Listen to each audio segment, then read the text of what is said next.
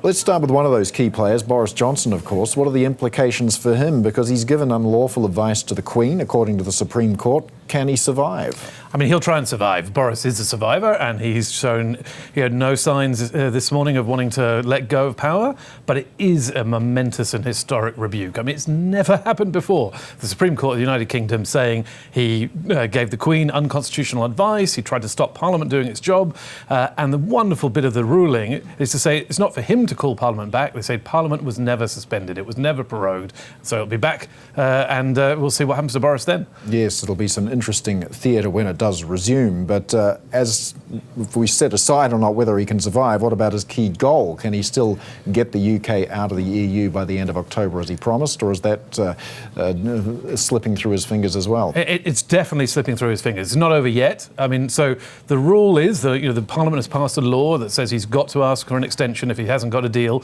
by the 17th or 18th of October. There's no sign that he is going to get a deal by then, so the law ought to apply. He ought to have to write that letter to the EU saying, sorry, we want to stay in after all, at least for a little bit longer.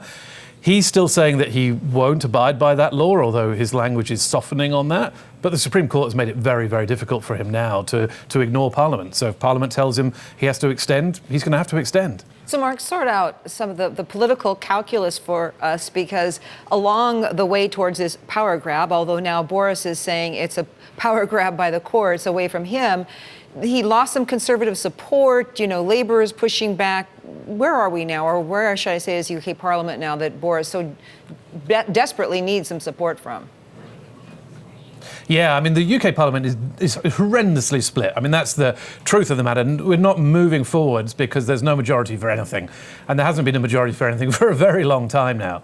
I mean, just to look at the Conservative Party, Boris Johnson's own party, in the Supreme Court case, the former Conservative Prime Minister, John Major, a very moderate, calm Conservative politician, actually wrote to the court denouncing Boris Johnson as sitting Conservative Prime Minister. So, the Conservative Party is just riven into tiny little factions at the moment. And it's very, very difficult for them to see them coming back together, at least on this side of a general election. So I think one of the reasons British politics is in such a mess is precisely because the Parliament is so deeply divided amongst itself.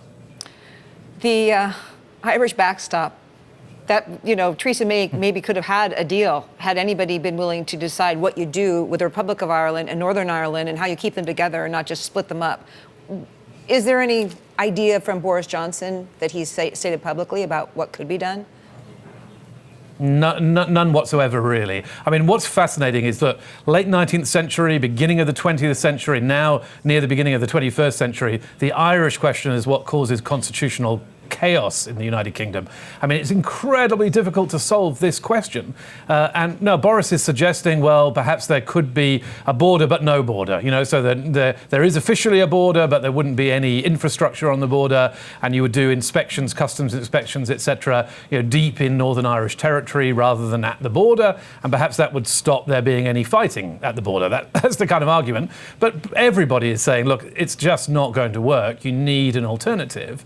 And at the moment, the British are saying, Boris Johnson's team are saying, we do have some alternatives, but we can't tell you what they are. They haven't told the EU negotiating team, they haven't told the British press, they haven't told the British Parliament. So it really looks as if there isn't another alternative, which is at all plausible at this stage.